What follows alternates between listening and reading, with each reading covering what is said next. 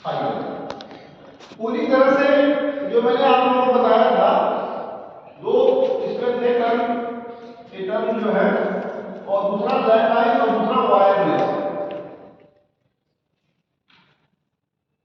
Wireless जो है इसमें आधारित था सिम के जो प्रकार थे अलग अलग, जैसे सीडीएमए हो गया, जीएसएम हो गया, और तमाम तरह तरह के जो मैंने सिम की चर्चा किए थे, जैसे टीडीएमए हो गया, सीडीएमए हो गया, एफडीएमए हो गया। ये कौन से हैं, मतलब इनके टर्मिनोलॉजी है, जैसे frequency division multiple, time division multiple, code division multiple, और इसी तरह के जो भी हैं सभी। तो वायरलेस में ये अलग अलग टेक्नोलॉजी है। तो कॉपर वायर में भी मैंने बताया था, और ऑप्टिकल फाइबर में भी मैंने बताया था कि कॉपर वायर कभी कभी जो बहुत पुराने समय में जो चलता था, बीएसएनएल या इस तरह की एमटीएनएल जो कंपनी जो चलाती थी, कॉपर वायर का प्रयोग हुआ करता था, तो बहुत ज्यादा वो सफल नहीं था, बहुत ज्यादा सक्सेस नहीं था, जिससे हम एक साथ दोनों काम नहीं कर सकते थे। इंटरनेट और वॉइस कॉलिंग या कम्युनिकेशन के काम दोनों काम नहीं कर सकते थे। किस कंडीशन में, जब हमारे पास कॉपर वायर हुआ करता था। लेकिन ऑप्टिकल फाइबर में हमने आपको बताया था कि 3 गुणे 10 में पावर 8 मीटर प्रति सेकंड की स्पीड से, जो कि प्रकाश के वेग से ही इसमें कौन चलता है, तरंगें चलती हैं। अब प्रकाश के वेग से इसमें जो तरंगें चलती हैं, उसका आंतरिक परावर्तन के सिद्धांत में जो है वह कार्य करता है। और कैसे चलती है, जिग-जैग जो तरंगें चलती हैं इस तरह से चलती हैं, और इस तरह से चलने के साथ साथ तरंगें आंतरिक परावर्तन में चलती हैं, और बड़ी तेजी से उसकी स्पीड भी होती है, अच्छी स्पीड होती है, और इसी अच्छी स्पीड दोनों का प्रयोग हम कर पाते हैं। तो कहीं कहीं ऑप्टिकल फाइबर हमारे लिए बड़ा ही वरदान साबित हुआ, और ऑप्टिकल फाइबर की ही देन है कि हम आगे के जनरेशन में भी पहुंच रहे हैं, second generation, third generation, fourth generation, fifth generation. ठीक है। अच्छा, एक चीज देखिए, ये सब चीजें तो ठीक हैं, लेकिन मान लीजिए आपको डिस्क्रिप्टिव में कभी ऐसा भी पूछ लेता है कि मैंने एक चीज और बताया था, भारत ब्रॉडबैंड सर्विसेज में 2.5 लाख ग्राम पंचायतों को भारत ब्रॉडबैंड सर्विसेज के थ्रू सबको जोड़ा जाता है, और 2.5 लाख ग्राम पंचायतों में लगभग 6.5 से 7 लाख गांव इसमें कनेक्ट हुए हैं, जिसमें केरला जो है सबसे पहले 100% कनेक्टिविटी वाला राज्य है, जिसका जो जिला था वो कौन सा जिला था, इदुक्की जिला। इदुक्की जिला जो उस राज्य का सबसे पहला जो ऐसा जिला था जो कंप्लीट जो है गांव के लोगों को कनेक्ट किया गया। अच्छा, ये सारी चीजें तो आपके लैंडलाइन व्यवस्था में हो गई। मैंने लैंडलाइन में ही आपके कॉपर वायर और फाइबर वायर के बारे में, ऑप्टिकल फाइबर के बारे में मैंने कंप्लीट बताया। इसके बाद हमने वायरलेस में बताया था इस तरह के जो भी आपके एफडीएमए, टीडीएमए और सीडीएमए और जीएसएम टेक्नोलॉजी है। तो सीडीएमए सबसे पहले हम लोग क्या करते थे, सीडीएमए को हमने प्रयोग में लाया था, यहाँ तक कि हमने रिलायंस में देखा कि रिलायंस की कंपनी के द्वारा सीडीएमए सिम के साथ सेट भी दिया गया, और उस सेट के साथ क्या हुआ कि हम आगे बहुत बढ़ते गए, और फिर जीएसएम टेक्नोलॉजी आई, जिसने लगभग पूरे वर्ल्ड में 85% से ज्यादा अपना योगदान दिया। कौन, जीएसएम टेक्नोलॉजी। सीडीएमए में जो भी 15% से जो कम लोगों ने सीडीएमए में अभी भी लगभग दे रहे हैं, अभी भी सीडीएमए टेक्नोलॉजी को प्रयोग कर रहे हैं, और सीडीएमए प्रयोग करने के साथ साथ जो उसकी वह होती है यूजर आईडी और तमाम उसका जो आइडेंटिफिकेशन जो उससे जुड़ा रहता है, वो एक इंटरनेशनल लेवल पे जुड़ा रहता है। मतलब वो सेट के साथ क्या होता है, उसका सिम कोडेड रहता है, सेट के साथ ही उसका सिम कोडेड रहता है, असेंबल्ड रहता है। ठीक है।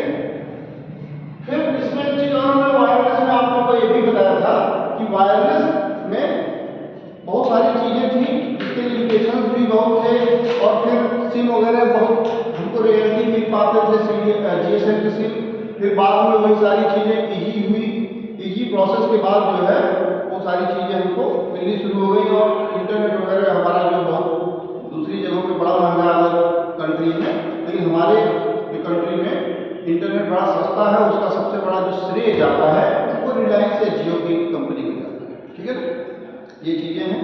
अच्छा, ये भी मैंने बताया था आप लोगों को कि उसका सबसे सस्ता होने का वजह क्या है कि सारी फैसिलिटी, जितने भी इंटरनेट से संबंधित या कनेक्टिविटी से संबंधित सारी फैसिलिटीज जो part wise tier first, tier second और टीयर थर्ड के हिसाब से सारी फैसिलिटी रिलायंस ही खुद उसको डेवलप करता है, इसलिए हमको सस्ता मिलता है।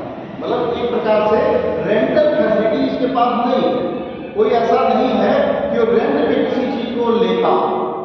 ठीक है ना भाई, वो अपनी खुद की जो है सभी प्रोडक्टिविटी अपनी खुद की ही, अपनी उत्पादकता सभी खुद पे ही निर्भर है, इसलिए वो हमको एक ऐसी एकमात्र कंपनी के रूप में उभर कर आया जो हमको सारी फैसिलिटीज बड़ी तेजी से उपलब्ध कराया। और उसने एक संकल्प भी लिया कि हमारे देश के हर लोगों के हाथ में मोबाइल की सुविधाएं हैं। कहीं कहीं चाइना और भारत में एक प्रतिस्पर्धा भी है, और पहले के समय में सबसे अगर नंबर 1 पे हुआ करता था कौन, टेलीकम्युनिकेशन को इस्तेमाल करने के मामले में, तो आईटी एंड कम्युनिकेशन में चाइना हुआ करता था, उसके बाद अमेरिका, उसके बाद और भी। लेकिन आज की डेट में कहीं कहीं चीन और भारत नंबर 1 पे हैं इस मामले में। ठीक है ना, उसके बाद ही अदर जो है कंट्री इसमें है, और सबसे ज्यादा अगर इस तरह से इस्तेमाल करने वाले यूजर्स हैं तो भारत और चीन जैसे देश हैं। ठीक है, फिर अब हम बात करेंगे आगे थोड़ा सा आईटी के बारे में और सीटी के बारे में, मतलब इंफॉर्मेशन टेक्नोलॉजी और कम्युनिकेशन टेक्नोलॉजी। कुछ आप लोग इसको लिखना भी चाहें लिख लीजिए, वास्तव में है क्या, फैक्चुअल चीजें। आईटी क्या है? आईटी से मतलब है सूचना से संबंधित है। आईटी का है सूचना से संबंधित चीजें हैं, सूचना या सूचना इंफॉर्मेशन।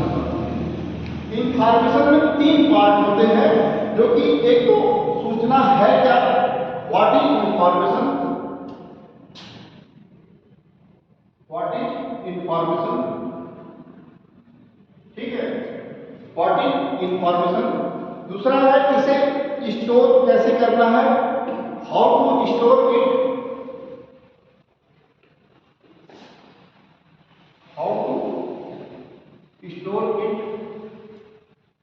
और तीसरा हाउ टू ट्रांसमिट इट, इसको मतलब संप्रेषित कैसे करना है, प्रसंस्कृत कैसे करना है, या इसको कर सकते हैं तो प्रसंस्कृत इसको कैसे करना है, प्रोसेसिंग में कैसे लाना है, how to proceed it, how to proceed, proceed मतलब इसको प्रसंस्कृत, प्रसंस्करण, प्रोसीड या दिखाना नहीं, प्रोसेसर, प्रोसेस कैसे करना है इसका। प्रोसेस मीन्स मतलब इसको आगे क्या करना है, ट्रांसफर करना है, प्रसंस्कृत करना है इसको। ठीक है, प्रक्रिया में कैसे ट्रांसमिट करना है, मतलब ट्रांसमिट मतलब इस सूचना को आगे तक हम कैसे भेजें, ये करना है। भाई देखिए, 2 चीजें हैं। जैसे मान लीजिए कि हमें कोई सूचना देना है किसी को, तो सबसे पहले तो सूचना वास्तव में विषय वस्तु है क्या, जो इंफॉर्मेशन है वो क्या है। जैसे मान लीजिए हमें आपको जो भी इसके बारे में सूचनाएं हम दे रहे हैं, यहाँ पे जो मैसेज आपको जो टॉपिक बता रहे हैं, पहले तो हमारे पास सूचनाएं सभी होने चाहिए ना। उसके बाद हम इसको स्टोर कैसे करें, तो हमने क्या किया, इसको कुछ अपने नोट्स लाए, कुछ अपने दिमाग में कुछ चीजें ले आए, उसको क्या किया हमने स्टोर कर लिया, सुरक्षित कर दिया। और सुरक्षित करने के बाद अब क्या माध्यम है जो आप तक वो पहुंच जाए, वो भी तो कोई माध्यम होना चाहिए। संप्रेषण का या संप्रेषण यहाँ क्या कहते हैं, इसको ट्रांसमिट करना। ट्रांसमिट करना मतलब एक जगह से दूसरी जगह उसको पहुंचा देना, किसको, इंफॉर्मेशन। तो प्रोसेस करना, प्रोसीड करना या ट्रांसमिट करना, कोई एक चीज कुछ भी आप कर सकते हैं, ट्रांसमिट भी कर सकते हैं, ट्रांसमिट करना। उसके बाद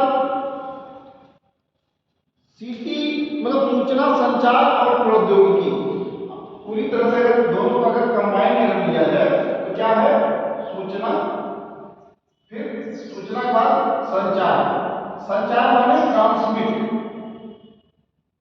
ट्रांसमिट इंफॉर्मेशन, इंफॉर्मेशन ट्रांसमिट और प्रौद्योगिकी, ठीक है ना, प्रौद्योगिकी, प्रौद्योगिकी या टेक्नोलॉजी, ठीक है भाई। सूचनाओं को जो ट्रांसमिट करते हैं किसी प्रौद्योगिकी के माध्यम से, वही क्या है, कंप्लीट रूप में ICT, information and communication technology. चलिए इसको नोट कर लीजिए, सूचना संचार और प्रौद्योगिकी। अगर पूछता है आपसे कभी भी कुछ भी चीज, कहीं भी डिस्क्रिप्टिव में या ऐसे ही, तो आप एक चीज और है कि जैसे ऑप्शन भी आपको दे सकता है, ऐसे ही ऑप्शन आपको जो देगा, विकल्प देगा, तो सूचना पूछेगा आईसीटी क्या है, आपसे क्वेश्चन पूछेगा आईसीटी क्या है, इतना ही पूछेगा। तो आपका जो ये क्रम है, क्रम को ध्यान में रखिए, क्या, इन्फो मतलब इंफॉर्मेशन, ट्रांसमिशन, ट्रांसमिशन और फिर टेक्नोलॉजी। अब दूसरा ऑप्शन कुछ और रहेगा, क्या करेगा, ट्रांसमिशन पहले कर देगा, इंफॉर्मेशन बाद में कर देगा, टेक्नोलॉजी उसके बाद कर देगा। लेकिन सही क्या है, यह क्रमबद्धता इसकी सही है, ठीक है ना, क्रमबद्धता उसकी यही सही है।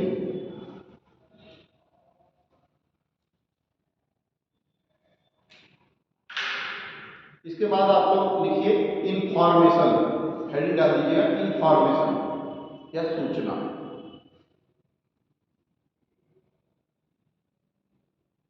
वह ज्ञान जो हमारे कार्यों को पूरा करने के लिए, वह ज्ञान जो हमारे कार्यों को पूरा करने के लिए किया जाता है, उपयोग किया जाता है, वह ज्ञान जो हमारे कार्यों को पूरा करने के लिए उपयोग किया जाता है, वह क्या है, सूचना है।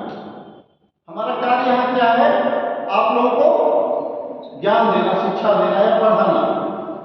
तो जो उपयोग हम कर रहे हैं, क्या कर रहे हैं, इंफॉर्मेशन को ही तो कर रहे हैं, जो अपना जो हम कार्य कर रहे हैं वो इंफॉर्मेशन के लिए ही तो कार्य कर रहे हैं ना, सूचना देने के लिए। उसके बाद है कम्युनिकेशन या संप्रेषण कर सकते हैं, बातचीत या संप्रेषण, कम्युनिकेशन, कम्युनिकेशन। इसमें आप लोग लिखेंगे यह सूचना के, कम्युनिकेशन के अंतर्गत यह सूचना के पारेषण, यह सूचना के पारेषण को संदर्भित करता है, यह सूचना के पारेषण को संदर्भित करता है।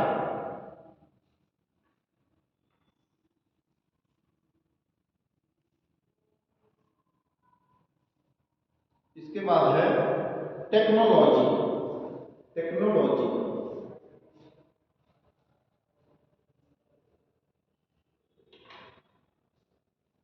मानव की जरूरतों को पूरा करने के लिए, मानव की जरूरतों को पूरा करने के लिए वैज्ञानिक ज्ञान व उपलब्धि, वैज्ञानिक ज्ञान व उपलब्धि, मानव की जरूरतों को पूरा करने के लिए वैज्ञानिक ज्ञान व उपलब्धि ही क्या है, टेक्नोलॉजी। अब संपूर्ण रूप में इंफॉर्मेशन टेक्नोलॉजी को लिखिए, इंफॉर्मेशन टेक्नोलॉजी हेडिंग डालिए।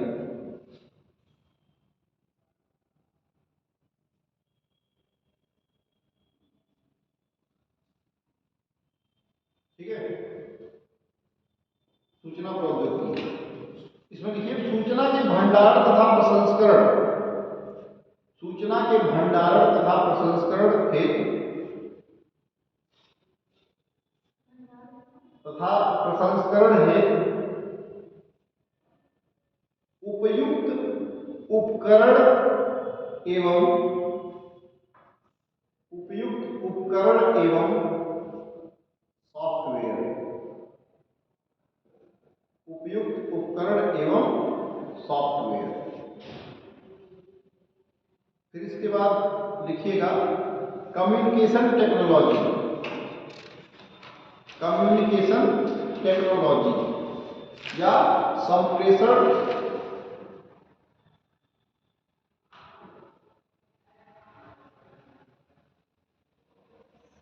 प्रौद्योगिकी, कम्युनिकेशन टेक्नोलॉजी। लिखिएगा, इंग्लिश में लिखवा दें इसको भाई, इलेक्ट्रॉनिक सिस्टम एंड डिवाइसेज, या हिंदी में लिख सकते हैं आप इलेक्ट्रॉनिक उपकरण, इलेक्ट्रॉनिक उपकरण जैसे कंप्यूटर, टेलीफोन, रेडियो,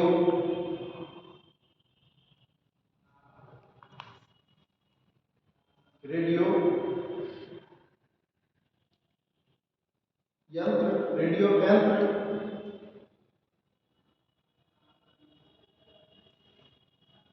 ठीक है ना, बातचीत के लिए या संप्रेषण के लिए। कम्युनिकेशन टेक्नोलॉजी ये है जो पार्ट है। इसके बाद कंप्लीट रूप में आईसीटी को लिखिएगा, ICT, ICT internet phone computer सहित, इंटरनेट फोन कंप्यूटर सहित सभी संचार प्रौद्योगिकियां, सभी संचार प्रौद्योगिकियां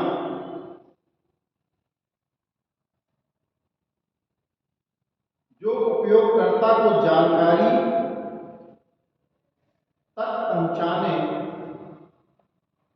जो उपयोगकर्ता को जानकारी तक पहुंचने, पहुंचाने नहीं पहुंचने, जानकारी तक पहुंचने, पुनर्प्राप्त करने, पुनर्प्राप्त करने, स्टोर करने और संचारित करने में सक्षम बनाती है, और संचारित करने में सक्षम बनाती है।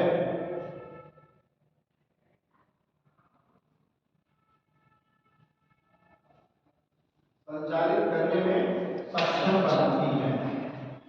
कंपोनेंट्स ऑफ आईसीटी, देखिएगा कंपोनेंट्स ऑफ या घटक, घटक ऑफ आईसीटी, इसके कुछ कंपोनेंट्स हैं, घटक हैं, कौन कौन से हैं? पहला हार्डवेयर, सॉफ्टवेयर, इंफॉर्मेशन, पहला है हार्डवेयर, सॉफ्टवेयर,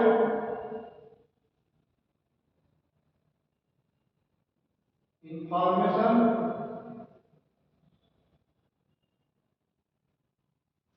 इसके बाद है cloud computing, cloud computing,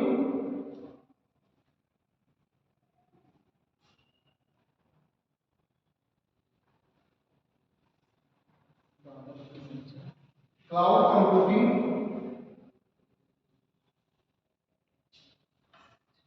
cloud computing, people and procedure, people and procedure, procedure, people and procedure.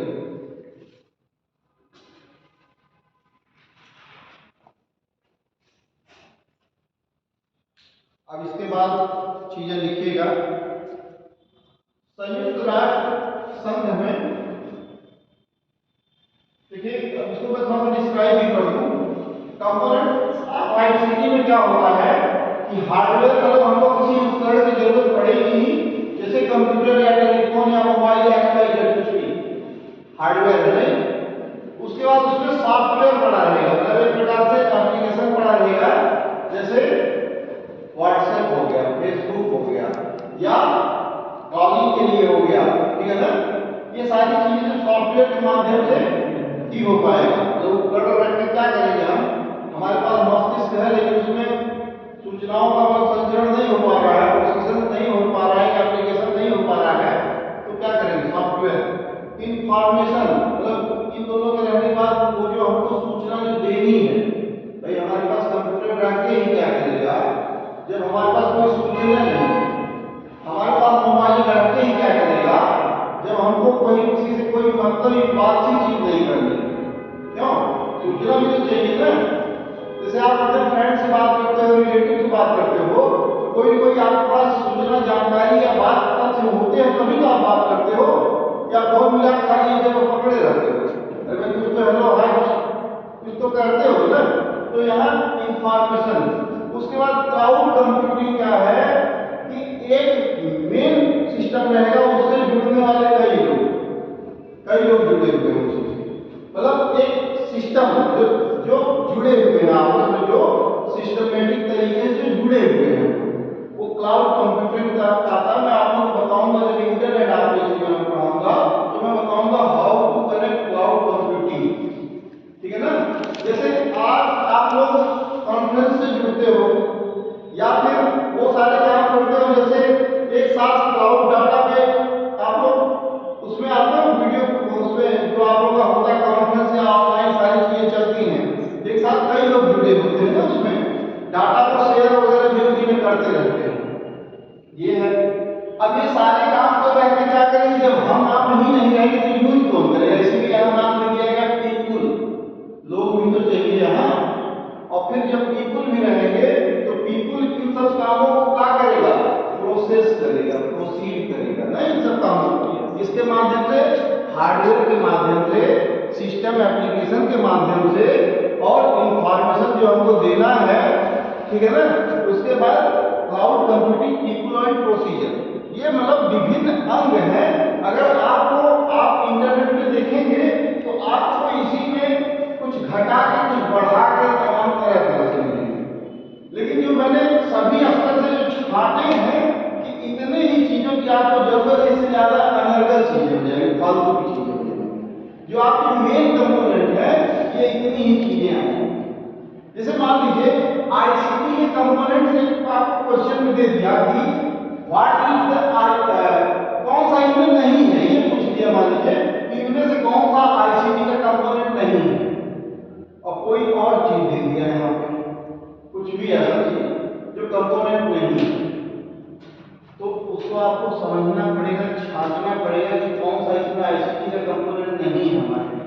इसकी जरूरत, मतलब अगर ये न रहे तो हमारा आईसीटी कंप्लीट है अपने आप में, ठीक है। तो ये आपके 6 घटक, कुल 6 कंपोनेंट आईसीटी के हैं। अच्छा, इसके बाद में बात कर रहा था, संयुक्त राष्ट्र संघ ने दुनिया के लिए, यूएनओ के लिए, यूएनओ ने दुनिया को बेहतर बनाने के लिए 17 लक्ष्य निर्धारित किए हैं। आप लोगों ने कभी जाना था, लिखिए लिख लीजिए। संयुक्त राष्ट्र संघ ने दुनिया को, अगले पॉइंट्स बना के लिखिएगा ना, संयुक्त राष्ट्र संघ ने दुनिया को बेहतर बनाने के लिए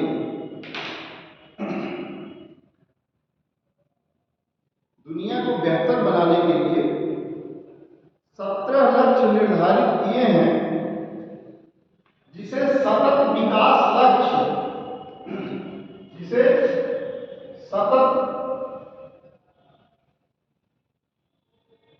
सतत विकास लक्ष्य या इसको कह सकते हैं सस्टेनेबल डेवलपमेंट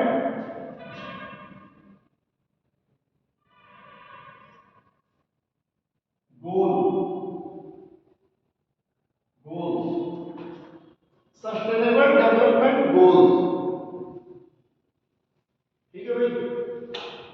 अब एक चीज और इसमें, इनको सस्टेनेबल डेवलपमेंट के नाम से जानते हैं, और 2030 तक इसको पूरा करने के लिए, पूरे विश्व के लिए पूरा करने के लिए एक लक्ष्य भी रखा है, ये भी नोट करिए। और इसको 2030 तक इन लक्ष्यों को, और 2030 तक इन लक्ष्यों को प्राप्त किया जाना है, प्राप्त किया जाना है। विश्व के समस्त देशों के लिए है, मतलब संपूर्ण विश्व के लिए। देखिए अब यहाँ पे कुल 17 लक्ष्य हैं। आप लोगों की अन्य परीक्षाओं की दृष्टि से भी आप लोगों को शायद अदर सब्जेक्ट्स में शायद बताए भी गए होंगे। चाहे आपका इन्वायरमेंटल में भी हो तो भी ये पूछता है, आपके इकोनॉमिक सब्जेक्ट में हो तो भी ये पूछता है, आपके जीएस में हो तो भी ये चीजें पूछता है। ठीक है भाई, तो इन सब में ये चीजें पूछता है। लेकिन हम यहाँ बात कर रहे हैं इंफॉर्मेशन टेक्नोलॉजी या कंप्यूटर से संबंधित सारी चीजों की। तो इन 17 लक्ष्यों में चलिए 17 लिखवा देते हैं, लिख लीजिए, भले इस समय थोड़ा सा जाएगा, लेकिन 17 इसलिए इंपॉर्टेंट है आपके लिए कि कभी कभार पूछ लेता है कि संयुक्त राष्ट्र संघ के सस्टेनेबल डेवलपमेंट प्रोग्राम के अंतर्गत 5वां लक्ष्य क्या है, 8वां लक्ष्य क्या है। मतलब इनका जो ऐसा नहीं कि चाहे यहाँ से जो भी लक्ष्य बता दीजिए, ऐसा नहीं है। उन लक्ष्यों का एक क्रमबद्ध तरीके से उनको रखा गया है। ठीक है ना।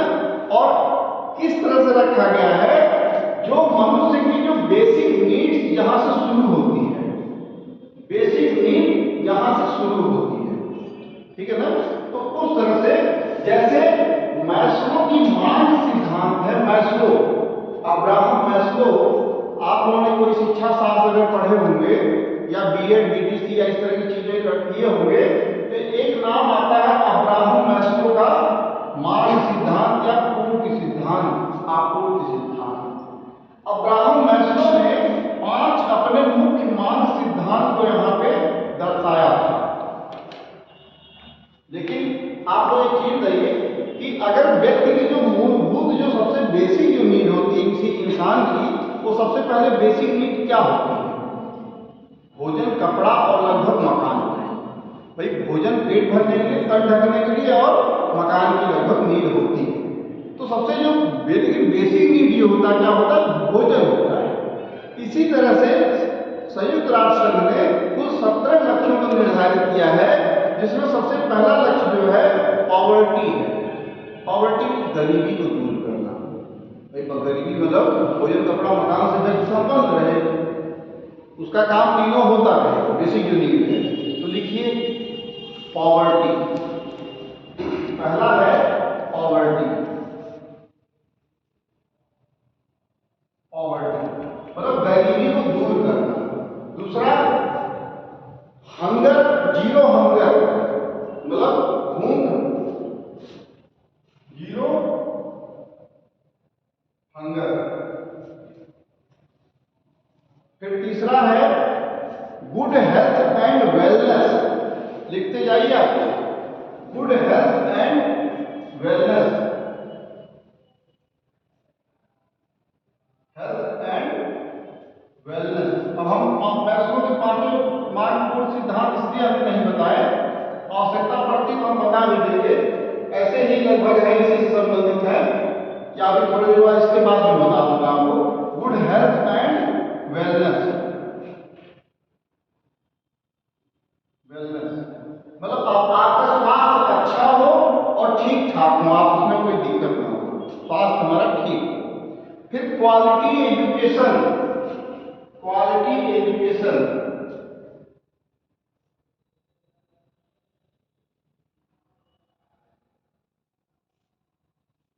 अच्छा एक चीज और अपने दिमाग में चीज बैठाइएगा और इसकी क्रमबद्धता को याद भी करिएगा। कैसे याद किया जा सकता है कि पॉवर्टी मतलब गरीबी हर स्तर से दूर रहे, मतलब वह व्यक्ति, देखिए गरीब किसको कहते हैं? जिस व्यक्ति को सही तरीके से रोटी, कपड़ा और मकान ढंग से न मिल पा रहा, मकान की तो छोड़िए, रोटी और कपड़ा ही नहीं मिल रहा ढंग से, वो गरीब श्रेणी में है। तो पॉवर्टी पहले दूर होती है। फिर जीरो हंगर मतलब उसका भूख दूर होगा, मतलब वो भूखा न रहे, वो संपूर्ण जो है न्यूट्रिएंट से पर्याप्त तरह को संतुलित आहार को मिलता है। ठीक है। अब इसमें जीरो ये हंगर वाला जो मामला है, जैसे बच्चों को क्या करते हैं, बीम वगैरह जो मिलता है वो किसकी देते हैं? वर्ल्ड बैंक देता है। जो मिड डे मील विद्यालय में मिलता है ना भोजन, ये वर्ल्ड बैंक की मतलब ये यूएनओ की तरफ से ये सारी फैसिलिटीज होती हैं। तो जीरो हंगर। उसके बाद गुड हेल्थ एंड वेलनेस, मतलब आपको स्वास्थ्य का अधिकार भी होना चाहिए, स्वास्थ्य और सुरक्षा आपकी ठीक ठाक होना चाहिए। उसके बाद क्वालिटी एजुकेशन, जब जो इन तीनों को पूरा करेगा तभी तो पढ़ने जाएगा बच्चा। भूखा रहे, नंगा रहे, तो एकदम दुखी रहे, परेशान रहे, कुपोषित रहे, तो उसकी पढ़ाई तो क्या करेंगे? पढ़ाई तो तभी आएगी जब ये सब चीजें कंप्लीट रहेंगी उसकी। ठीक है, याद करने का एक तरीका बता रहा हूँ, इसलिए मैं इसको डिस्क्राइब कर रहा हूँ। उसके बाद है gender equality. Gender equality, gender equality.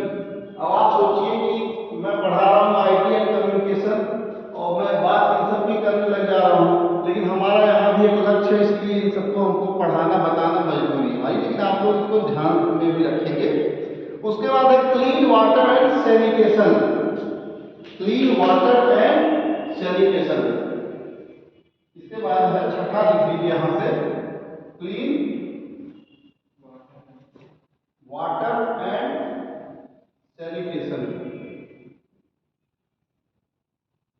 मतलब स्वच्छ जो जल है और सफाई, साफ सफाई, ठीक है ना, क्लीन वाटर एंड सैनिटेशन। उसके बाद है affordable and clean energy. Affordable and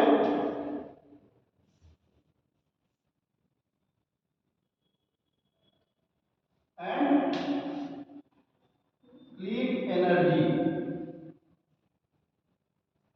affordable and clean energy माने अपने बजट में हो, अपने बजट में वो है एनर्जी। अब पता चला हम केरोसिन या गैस का इस्तेमाल कर सकते हैं और हम देख रहे सपना किसी और चीज का, लंबे चौड़े चीजों का, वही सीएनजी हर व्यक्ति नहीं उपयोग कर सकता है ना, या हाइड्रोजन चीजें हर व्यक्ति नहीं गाड़ी खरीद सकता है ना। अब हाइड्रोजन या व्हीकल, इलेक्ट्रिसिटी वाली व्हीकल हर व्यक्ति नहीं खरीद सकता है, तो प्रयास करेगा क्या? पेट्रोल चालित गाड़ी चलाएगा, मैं पेट्रोल से चलने वाली गाड़ी। ठीक है। उसके बाद आठवां है आपका decent work and economic growth. Decent work and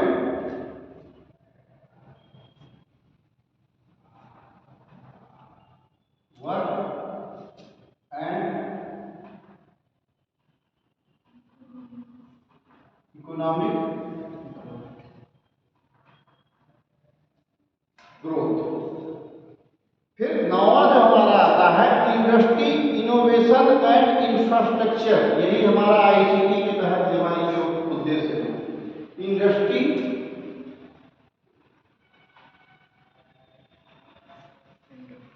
innovation and infrastructure.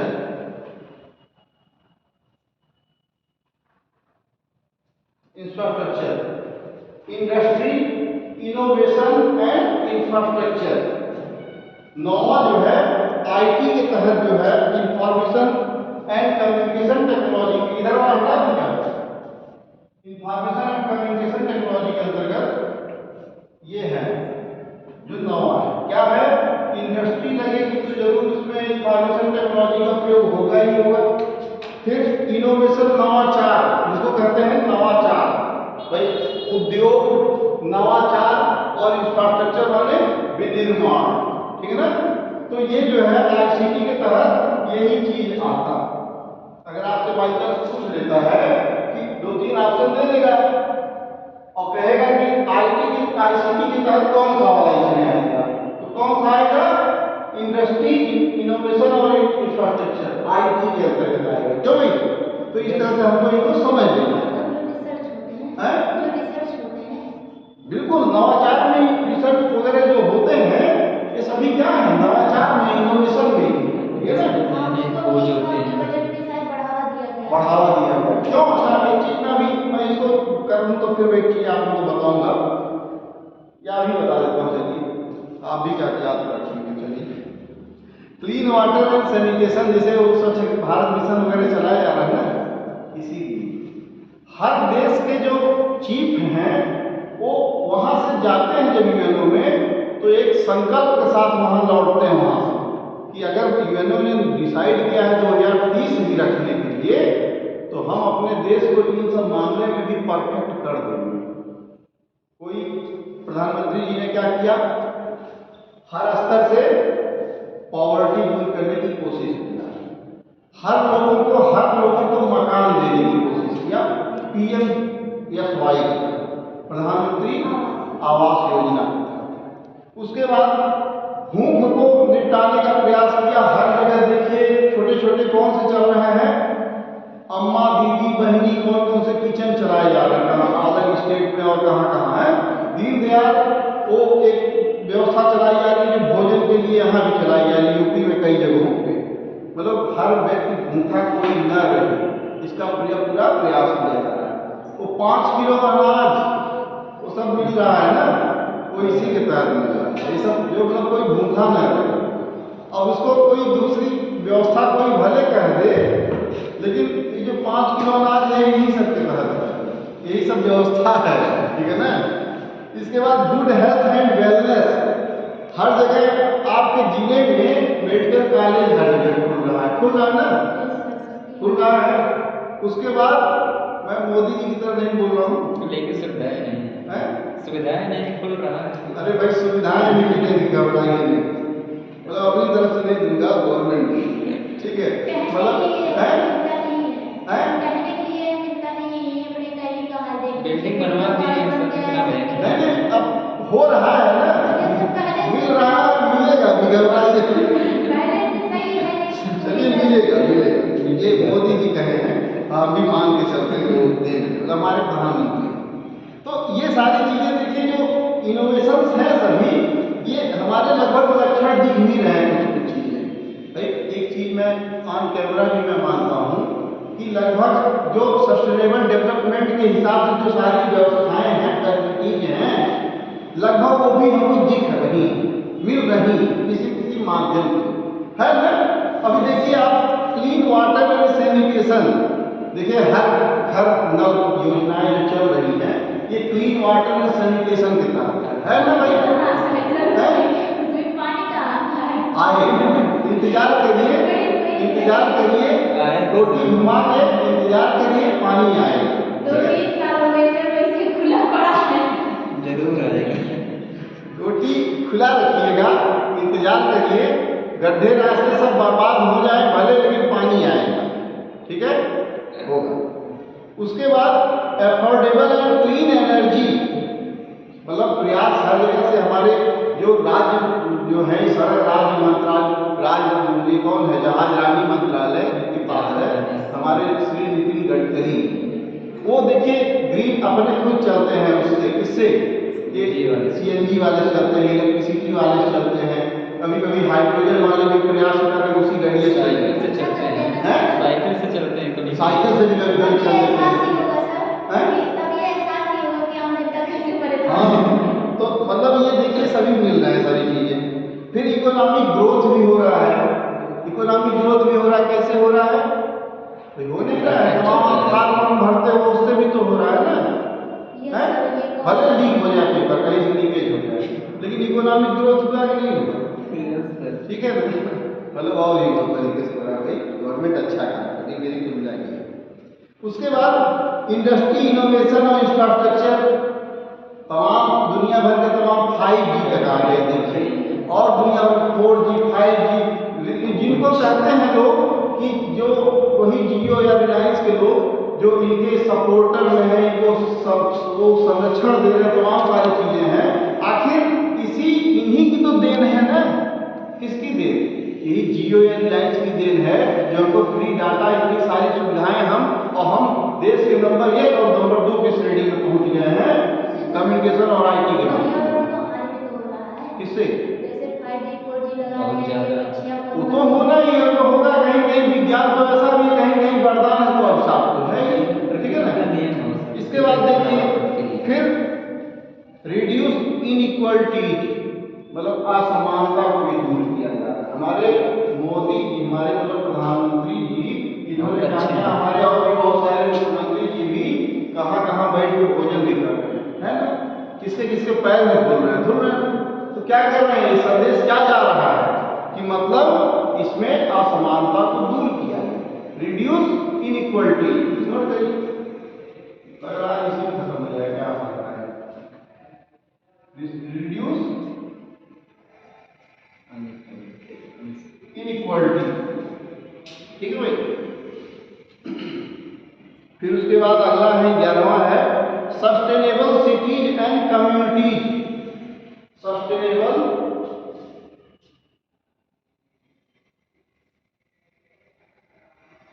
Cities and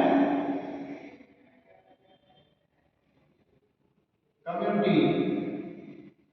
फिर उसके बाद है responsible consumption and production. Responsible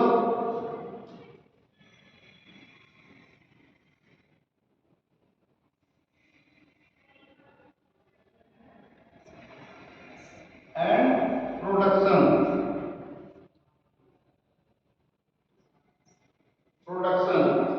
फिर 13वां है, क्या है, क्लाइमेट एक्शन। Climate action.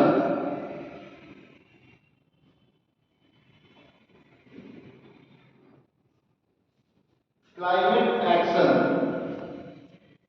उसके बाद है लाइफ बिलो वाटर। इधर का हटा दो, life below water.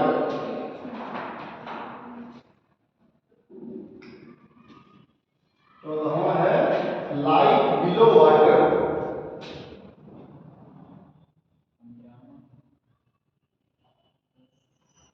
Below water मतलब लाइफ बिलो वाटर मतलब वो जो जलीय जीव है ना पानी के अंदर, उनकी भी व्यवस्था, उनको भी सोच रहे हैं Modi.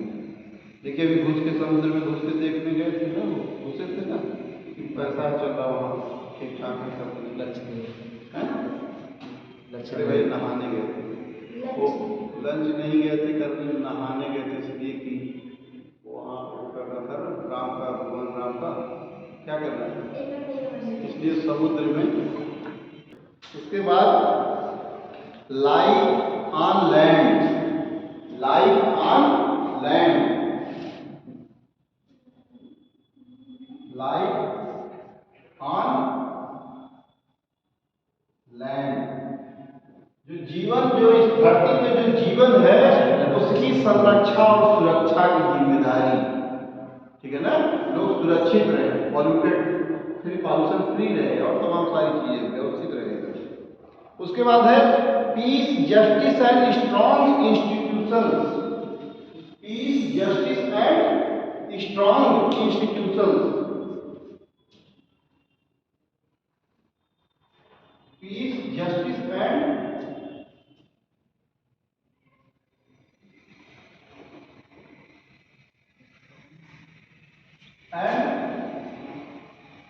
Strong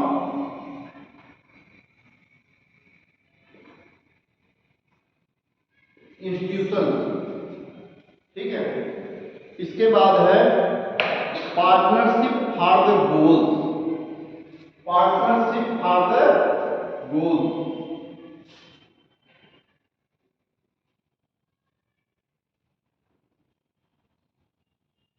for the goals. अब लक्ष्य की प्राप्ति करने के लिए अब आप ही को, अभ्युदय को इनके साथ पार्टनरशिप कराया है ना भाई, आप कुछ क्लासेस दे दो, आप ऑफिसेज दे दो, आप ये फैसिलिटी दे दो, हम अपनी व्यवस्था दे देते हैं। ठीक है, अलग से कोई बिल्डिंग बनवाने की जरूरत नहीं पड़ी, अभ्युदय को हो गया, कॉलेज में ही व्यवस्था मिल गई। पब्लिक प्राइवेट पार्टनरशिप के तहत क्या कर रहे हैं, बड़े बड़े उद्योगपति है, चौराहों को व्यवस्थित कर दे रहे हैं, रोड के किनारे तमाम सारी फैसिलिटी कर दे रहे हैं, उद्यान और तमाम सारी चीजें व्यवस्थित एकदम सजा वजा दे रहे हैं, सब कुछ ठीक है ना। तो ये है पार्टनरशिप फॉर द गोल्स।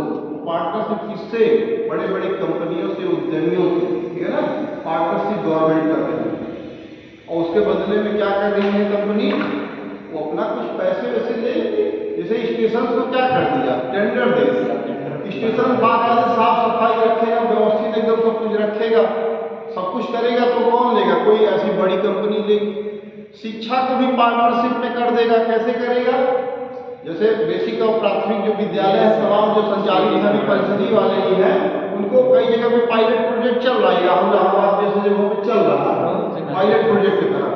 तो वहाँ पे टाटा बिरला जैसे लोग चलाएंगे विद्यालय, ठीक है ना? क्यों? क्योंकि जब वो चलाएंगे तो ज़्यादा से ज़्यादा उसकी मतलब ग्रोथ होगी, उसमें डेवलपमेंट होगा, उसकी रिस्पॉन्सिबिलिटीज बढ़ेगी। और गवर्नमेंट के जो कर्मचारी हो कहीं कहीं क्या कर रहे हैं? नींद फरमा रहे, कुर्सियाँ तोड़ डालेंगे ऑफिस के बैठे हुए। और वैसे जब निजी कंपनियां देखेंगी तो एकदम उनके ऊपर जबरदस्त मॉनिटरिंग की रहेगी, उनको 1 मिनट नहीं बैठने देंगे कहीं फालतू, अपने समय को ठीक से यूटिलाइज करवाएंगे उनके समय को, ठीक है ना? चलिए, तो ये सभी हैं। इसमें 9वां जो हमारा मामला था, 9वां यही जो है IT है, कम्युनिकेशन टेक्नोलॉजी के अंदर। उसके बाद लिखिए आप लोग आधारभूत जानकारी। आधारभूत जानकारी बहुत इंपॉर्टेंट का शुरू हो रहा है कंप्यूटर से, तमाम टर्मिनोलॉजी से संबंधित चीजें। आधारभूत जानकारी लिखिए, यूनिट मतलब ऐसे पॉइंट बना के, मापक इकाइयां।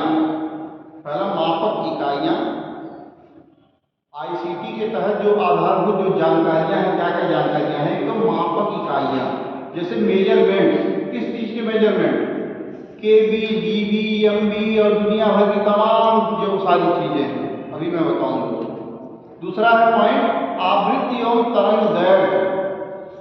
आवृत्ति एवं तरंग दैर्घ्य। इसके बाद है बैंडविड्थ। अगला है तीसरा पॉइंट, बैंडविड्थ तथा ब्रॉड दर। बॉड दर, बॉड बॉड, बैंडविड्थ तथा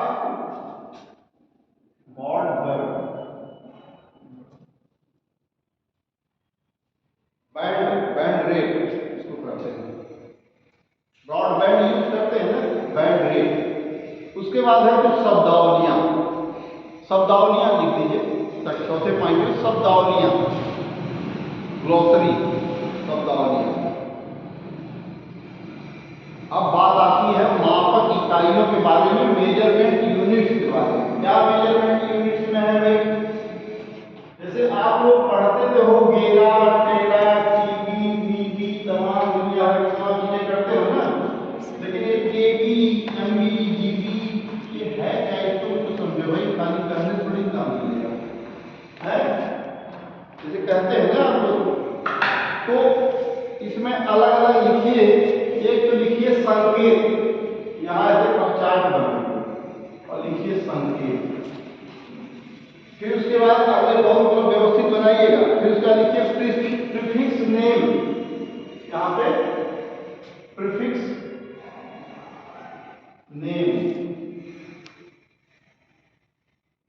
प्रीफिक्स नेम के बाद क्या है, कौन सा कॉलम है?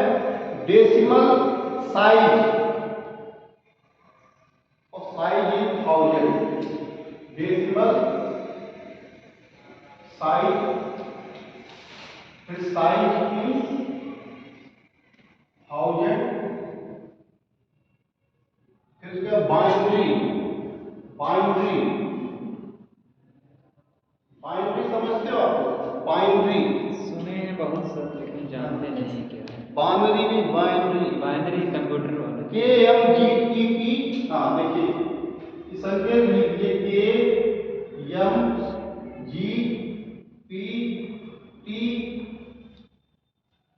ठीक है? GTP है, GTP है, तो उल्टा हो जाएगा, GTP, GTP। फिर EZY भी है, तो इसका कहीं बहुत विशेष उपयोग नहीं होता है। EZY, लेकिन मोदी है तो मुमकिन है, कुछ भी हो सकता है, आ सकता है, इसकी जरूरत पड़ सकती है। उसके बाद K के सामने लिखिए किलो। किलो, मेगा, गीगा, टेरा। किलो, मेगा, गीगा, टेरा, ठीक है, टेरा, पेटा, एक्सा, जेटा, पेटा, एक्सा, जेटा, चट्टा, चट्टा नहीं लिखिएगा, यट्टा, यट्टा, अभी सुना है यट्टा? Yes sir. यट्टा, अब ये हो गया यट्टा। अब इसको आगे देखिए, किलो को मतलब कहते हैं कि कैसे व्यक्त करते हैं, 10 टू दी पावर 3 हुआ ना भाई? कौन नहीं समझ पाया? कौन नहीं समझा? जो नहीं समझा आप बताएं। इतना जानते हैं आजकल। आप लोग समझे कैसे हुआ ये? हैं? 1 किलो में 1000 ग्राम। जैसे मान लीजिए कि यहाँ 10 के पावर 3 अगर कर दिया जाता है तो आप जानते हैं कि किलो में कितना ग्राम होता है? 1000 ग्राम होता है। तो मतलब 10 के पावर 3 बराबर हो गया 10 गुणे 10 गुणे 10, 10 दहाई 100 दहाई में 1000। तो किलो का मतलब हो गया, किलो की जो छोटी इकाई हो गई क्या हो गई? ग्राम। तो ग्राम इसमें हो गया 10 के पावर 3, मतलब इसको 1000 में कन्वर्ट किया गया। इसके बाद है साइज इन थाउजेंड की अगर बात किया जाए तो उसको 1000 लिख सकते हैं। साइज में इसको अगर प्रसार कर दें तो वही क्या हो सकता है? 1000। और यही 1000 इसको कैसे लिखेंगे? जो बाइनरी नंबर सिस्टम में हम लिखेंगे तो इसी को लिखेंगे। अच्छा, साइज इन थाउजेंड भी था भाई, लेकिन थाउजेंड की वहां जरूरत नहीं पड़ती है, इसलिए हमने लिखवाया नहीं है। तो समझे ना?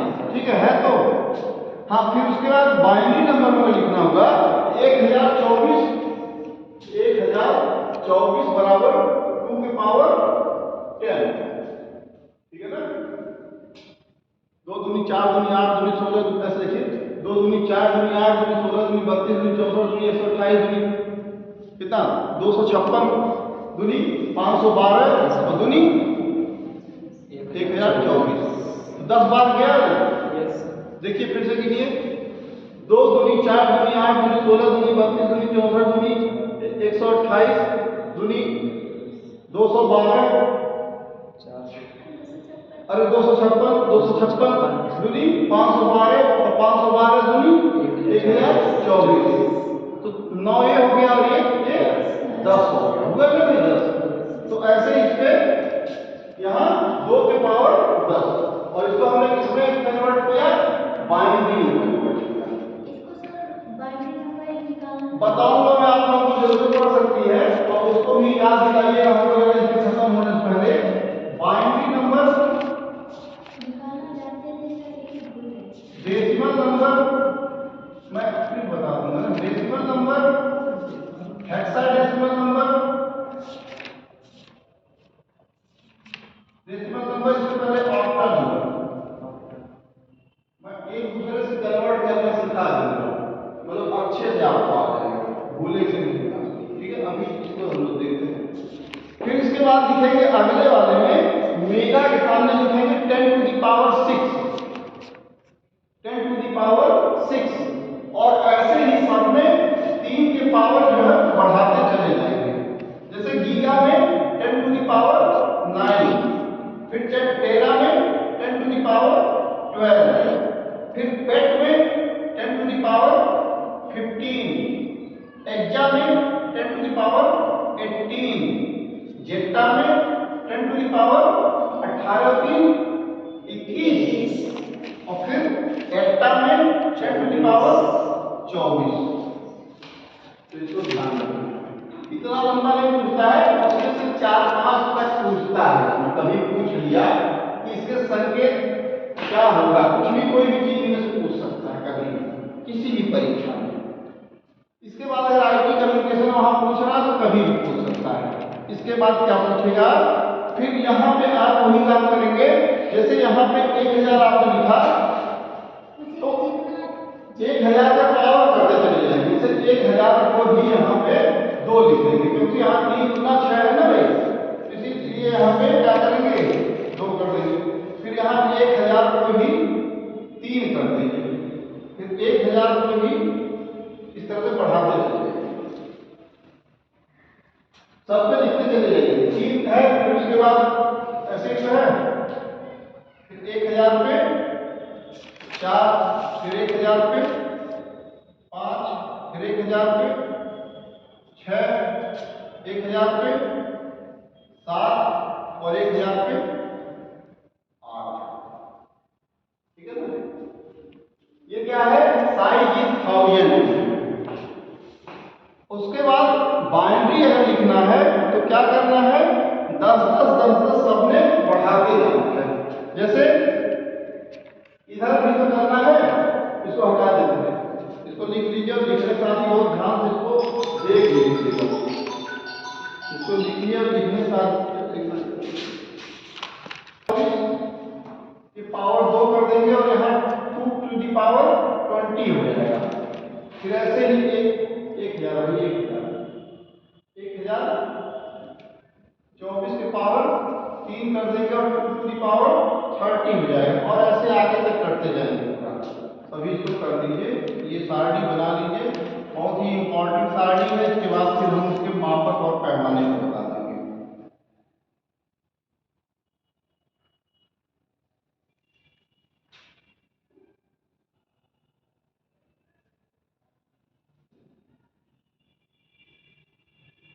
हट जाए क्या, क्यों भाई? नहीं हो सकता।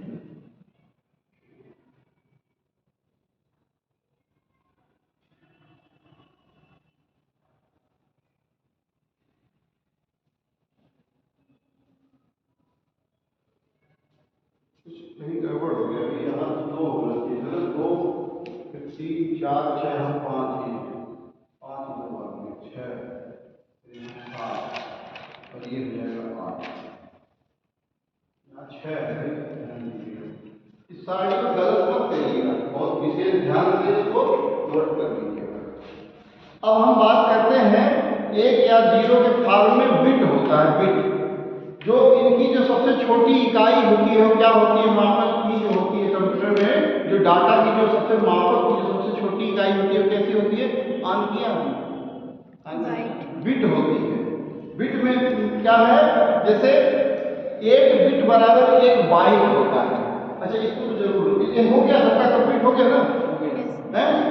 चलिए हो गया। तो इसके बाद हम इसको जो पैमाना उसको बता देते हैं, पैमाना विशेष रूप से नोट कर लीजिए, पूछता है हर परीक्षा में पूछता है। ये तो मैंने इसलिए बताया कि आप इसको समझ सको, ये लगभग कहीं कहीं पूछता है, हर जगह नहीं पूछता है, आप इसको समझ सको इसलिए हमने इसको बताया। इसके बाद है पैमाना, नोट कर लीजिए। 1 बिट बराबर 8 बिट बराबर 1 बाइट। ठीक है ना? और उसके बाद फिर 1024 बाइट बराबर 1 किलो बाइट। 1024 बाइट बराबर 1 किलो बाइट। अब जो आप लोग 1 टीबी कहते हैं, टेबी कहते हैं, 1 टेबी, 1 टेबी वो 1024 बाइट के बराबर होता है, और 8 बिट बराबर 1 बाइट होता है। ठीक है ना? तो आप समझ लीजिए। अब 1 बिट बराबर कितना होगा, 1 बिट बराबर 1, देखिए 1/8 बाइट होगा। 1 बिट बराबर 1 बिट बराबर, ये तो 8 बिट है ना, लेकिन अगर 1 बिट की बात की जाए तो 1 बाइट का 8वां हिस्सा 1/8 बाइट। ठीक है ना? तो सबसे छोटी इकाई क्या है इसके मापक की, बिट ही होगी, ध्यान रखिए। इसके बाद 1024 केबी बराबर किलो बाइट बराबर क्या होगा, 1 एमबी होगा ना, 1 मेगाबाइट होगा। 1 एमबी 1024 किलो बाइट बराबर 1 मेगा बाइट। 1024 मेगाबाइट बराबर क्या होगा? 1 जीबी गीगाबाइट, और 1024 गीगाबाइट बराबर क्या होगा? टेराबाइट। 1024 1 जीबी बराबर 1 टेराबाइट, 1 टेरा। हार्ड डिस्क आप लोग देखें, हार्ड डिस्क जो कंप्यूटर में हार्ड डिस्क आता है वो लगभग कम से कम 1 टीबी का तो होता ही है। 1 टीबी का मतलब 1024 जो है क्या है? गीगाबाइट का होता है। 1024 जीबी का होता है, ठीक है ना? और उसके बाद फिर 1024 टेराबाइट बराबर टेराबाइट बराबर 1024 टेराबाइट बराबर टीबी बराबर 1 petabyte. Peta, 1 peta, peta byte, 1 petabyte. फिर 1024 पेटाबाइट बराबर बाइट बराबर 1024 पेटाबाइट बराबर 1 एक्जाबाइट। एक्जा, 1 एक्जा। हमको सही पूछे तो यही पेटा तक या टेरा तक ही लगभग पता नहीं, नीचे 2-3 और नहीं मालूम था। मैं आपको मतलब बता रहा हूँ पढ़ के, जरूरत ही नहीं कभी पड़ी भाई। अब मोदी है तो मुमकिन है ये भी जरूरत पड़ जाएगी, समझ रहे ना? अब इतनी तेज स्पीड दे रहे हैं तो इतनी तेज स्पीड से जब आएगा तो भाई सिंपल सी बात है। फिर 1024 एक्जाबाइट बराबर 1 जेटाबाइट। 1024 एक्जाबाइट बराबर 1 जेटा बाइट। जेटा बाइट, ZETA, जेटा बाइट, ZETA बाइट,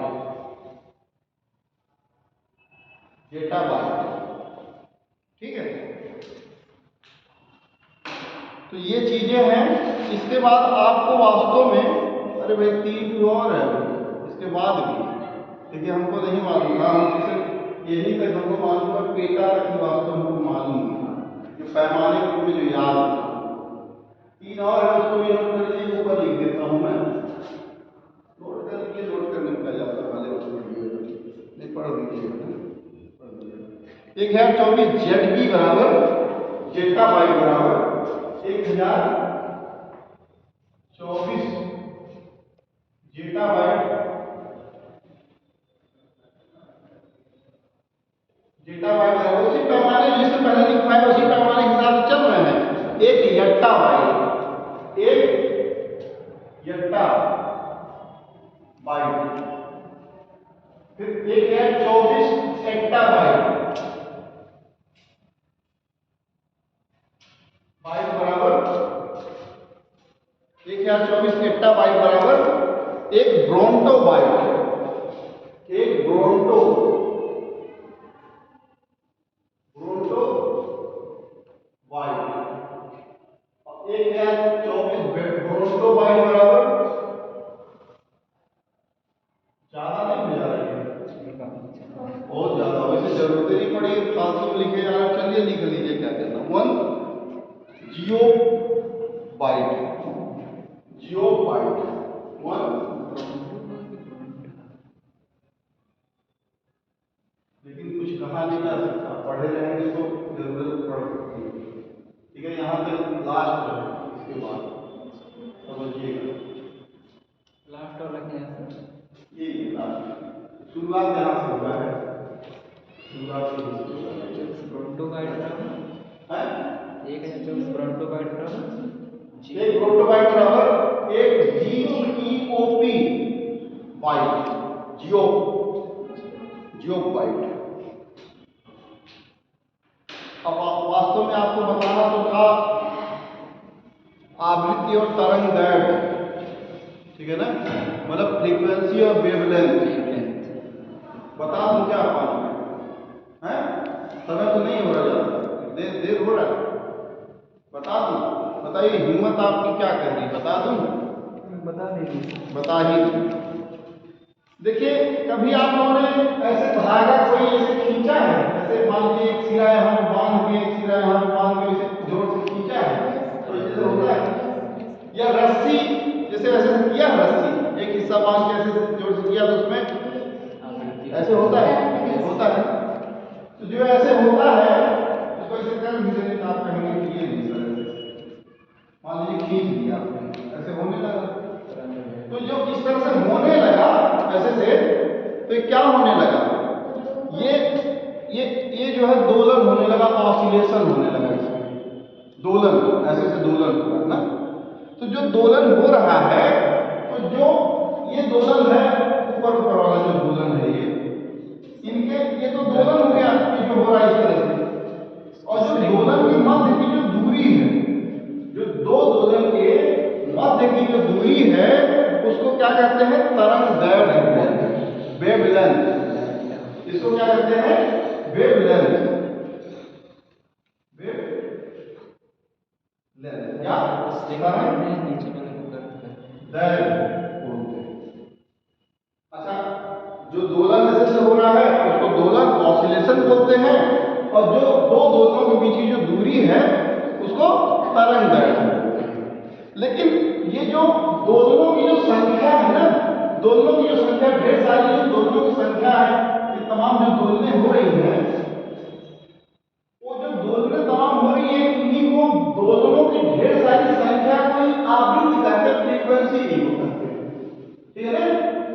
अब मान लीजिए कि जैसे गिटार करता है, तो हल्का सा आपने ट्रिन किया तो ट्रिन हुआ, तो लेकिन हिला तो ऐसे से ना, कंपन हुआ ना। तो जो फ्रीक्वेंसी है, इसी को हम बहुत ऐसे से न करके खूब टाइट बांधे रहे, हल्का से छोड़ दे, ट्रिन कर दे रस्सी को, तो उसमें ये जो हो रहा है, ये किसके ऊपर डिपेंड करता है, ये ऐसे भी तो हो सकता है भाई,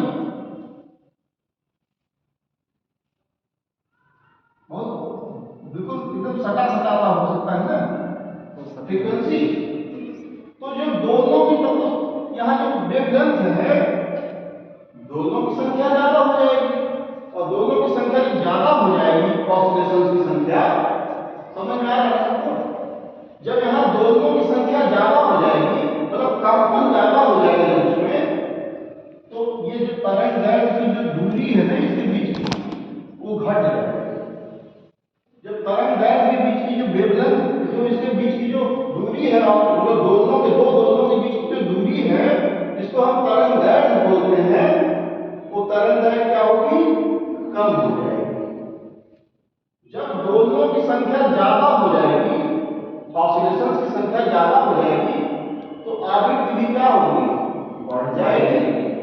तो आवृत्ति जब फ्रीक्वेंसी बढ़ जाएगी, तो दो यहाँ पे जो वेवलेंथ है उसकी संख्या क्या हो जाएगी, कम हो जाएगी।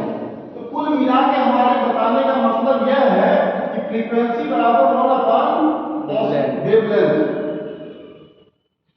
अब आप समझो कि जब फ्रीक्वेंसी ज्यादा हो जाएगी, तो फ्रीक्वेंसी किस पे डिपेंड करता है, जितने ज्यादा ऑसिलेशंस, वेवलेंथ नहीं, ऑसिलेशंस इसके दोलनों पे डिपेंड करता है ना। जितनी ज्यादा ऐसे से हो जाएगी, उतना ही ज्यादा ये क्या हो जाएगा, जितनी ज्यादा ऐसे से दोलन हो जाएंगे, ऑसिलेशन हो जाएंगे, उतनी ज्यादा फ्रीक्वेंसी हो जाएगी।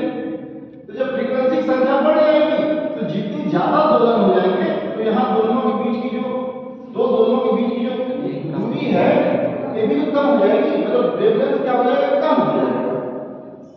तो यहाँ जो फ्रीक्वेंसी है, फ्रीक्वेंसी अगर बढ़ेगी, ज्यादा होगी, तो दोलन वेवलेंथ क्या हो जाएगा, कम हो जाएगा। और जब वेवलेंथ ज्यादा होगा तो फ्रीक्वेंसी कम हो जाएगी। कैसे, मैं उसका उदाहरण भी दे दूं। आप लोग जब जियो का वो लगवाते हो या ब्लूटूथ डिवाइस लेते हो, तो उसमें क्या होता है कि उसमें 2.4 गीगाहर्ट्ज अच्छा एक चीज और जान लीजिए, फ्रीक्वेंसी को किस में हम मापते हैं? गीगाहर्ट्ज में मापते हैं, गीगाहर्ट्ज में मापते हैं। तो जो फ्रीक्वेंसी है उसको मतलब हर्ट्ज में मापते हैं। एचजेड जो फ्रीक्वेंसी है उसको एचजेड में मापते हैं। तो आप लोग करते हैं उसमें देखते हैं ना कि 2.4 गीगाहर्ट्ज का आपको ये ब्लूटूथ या वाईफाई मिल रहा है। तो उसमें क्या होता है, तो अगर कम है तो उसमें ये जो वेवलेंथ है, वेवलेंथ उसमें लंबा हो जाएगा। तो वेवलेंथ जब लंबा हो जाएगा तो जब 2.4 गीगाहर्ट्ज का ही आपको फ्रीक्वेंसी का वो मिलेगा क्या, ब्लूटूथ डिवाइस या वाईफाई, तब इसमें क्या हो जाएगा, दोनों की संख्या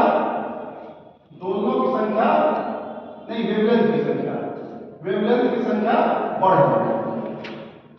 लेकिन अगर यही 5 हर्ट्ज का लगभग का होगा तो इसमें क्या हो जाएगी, दोनों की संख्या और वेवलेंथ की संख्या घट जाएगी। इसमें क्या हो जाएगा, बढ़ जाएगा। क्यों बढ़ेगी? और ये जो स्पीड है ना, स्पीड बढ़ी हुई मिलेगी, स्पीड बढ़ी हुई मिलेगी, तो इसमें स्पीड घटी हुई मिलेगी। क्यों घटी हुई मिलेगी? देखिए समझिए आप, जैसे ज्यादा स्पीड मिलेगी नीचे वाले, ऊपर वाले में कम स्पीड मिलेगी। जैसे होता क्या है, फ्रीक्वेंसी कम मिलेगी, फ्रीक्वेंसी जैसे ये वाली फ्रीक्वेंसी है, ये वाली फ्रीक्वेंसी है, तो इसमें क्या होगी, वेवलेंथ ज्यादा होगी। फ्रीक्वेंसी इसमें कम है ना, फ्रीक्वेंसी कम क्यों है? क्योंकि ये जो मोड है, अच्छा एक चीज और जानते होंगे आप लोग, इसको श्रृंग बोलते हैं, श्रृंग, और इसको गर्त बोलते हैं। ये आप लोग जानते हैं, ऊपर वाले को श्रृंग, नीचे वाले को, और इधर नीचे वाले को गर्त बोलते हैं। तो श्रृंग और गर्त जो है, इसकी संख्या श्रृंग की कम है ना भाई, या कहा जाए तो दोनों की संख्या कम है ना इसमें, लेकिन इसमें दोनों की संख्या ज्यादा है ना। तो जितने ही ज्यादा दोलन उतनी ही ज्यादा फ्रीक्वेंसी, लेकिन उतने ही कम वेवलेंथ। वेवलेंथ कम हो गया ना इसमें, वेवलेंथ की जो दूरी हो कम नहीं, इसमें वेवलेंथ की दूरी क्या होगी, ज्यादा हो जाएगी। इसमें ज्यादा हो जाएगी, इसमें कम हो जाएगी। भाई इसमें देखिए दोलन की संख्या कम है तो फ्रीक्वेंसी भी कम और वेवलेंथ ज्यादा हो जाएगा। और इसमें दोलन की संख्या खूब ढेर सारी है, ऑसिलेशन की संख्या खूब ढेर सारी है, तो फ्रीक्वेंसी भी ज्यादा हो जाएगी। और क्या कम हो जाएगा, तरंग दैर्घ्य, वेवलेंथ कम हो जाएगा। मतलब ये जो दूरियां है ये वाली, ये कम हो गई ना, तो यही जो दूरियां हैं जो कम हो रही है, हाँ यही क्या है, तरंग दैर्घ्य। तो जब फ्रीक्वेंसी ज्यादा होगी तो तरंग दैर्घ्य कम होगा, लेकिन स्पीड क्या होगी, ज्यादा होगी। स्पीड उसी फ्रीक्वेंसी के ऊपर डिपेंड करेगी, फ्रीक्वेंसी ज्यादा स्पीड ज्यादा, लेकिन वेवलेंथ कम। फ्रीक्वेंसी कम स्पीड कम, वेवलेंथ ज्यादा।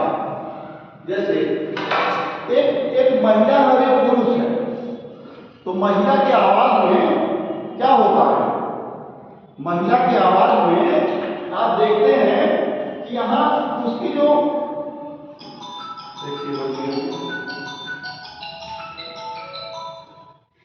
एक महिला की आवाज में इसकी दूरी कब ज्यादा हो रही है, वेवलेंथ अगर ज्यादा होगा तो मतलब दूरी भी बढ़ जाएगी ना। अरे भाई प्रसार हो जाएगा ना इसका, ठीक है ना। तो अगर फ्रीक्वेंसी कम रहेगी तो महिला की जो फ्रीक्वेंसी होती है वो पुरुष की अपेक्षा क्या होती है, ज्यादा होती है या कम होती है, कम होती है। महिला की फ्रीक्वेंसी ज्यादा होती है, कम होती है सर। बताइए, यही तो चीज है, महिला की ज्यादा होती है पुरुष की अपेक्षा, महिला की फ्रीक्वेंसी। अरे भाई ऑसिलेशन के हिसाब से होगा, जितने ऑसिलेशन दोलन उतनी ही ज्यादा फ्रीक्वेंसी, लेकिन ये जो तरंग दैर्घ्य है, मतलब ये जो दूरी प्रसार है इसका, ये कम हो जाएगा ना यहाँ पे। तो महिला की जो फ्रीक्वेंसी होगी वो ज्यादा होती है, ज्यादा हर्ट्ज की होती है, लेकिन उसका जो वेवलेंथ होता है वो कम होता है। अगर महिला चिल्लाए तो ज़्यादा ज़्यादा इसी कमरे में कान फोड़ देगी, लेकिन दूर तक उसकी आवाज़ नहीं जाएगी। लेकिन अगर पुरुष चिल्लाए तो कान भले फूटे ना फूटे, लेकिन वो आवाज़ बहुत दूर तक जाएगी। मतलब जो व्यक्ति पुरुष की जो फ्रीक्वेंसी होती है वो क्या होती है, कम होती है, लेकिन जो उसका वेवलेंथ होता है वो बहुत दूर तक जाएगा। ये मान के चलो कि ये वेवलेंथ किसके ऊपर डिपेंड करता है, उसके प्रसार के ऊपर, आवाज जितना दूर तक जाएगा। ठीक है ना, ये है मामला। यही चलिए, खैर मैं आपको जो लिखवाऊंगा तो और बेहतर तरीके से लिखवाऊंगा, और भी बहुत सारी चीजें आप अलग अलग साउंड्स के बारे में, अलग अलग चीजों आप इसको बहुत अच्छे से समझ लीजिए। आप अभी आप कितने कंफ्यूज हो गए होंगे कि फ्रीक्वेंसी क्या, वेवलेंथ क्या, तरंग क्या, फलाना देना, इसमें आप उलझ गए। लेकिन जब मैं उसको व्यवस्थित आपको जब बताऊंगा तो आप लोग क्या करेंगे, उसको जब लिखेंगे तो खुद समझ जाएंगे, फिर कंफ्यूज नहीं होगा।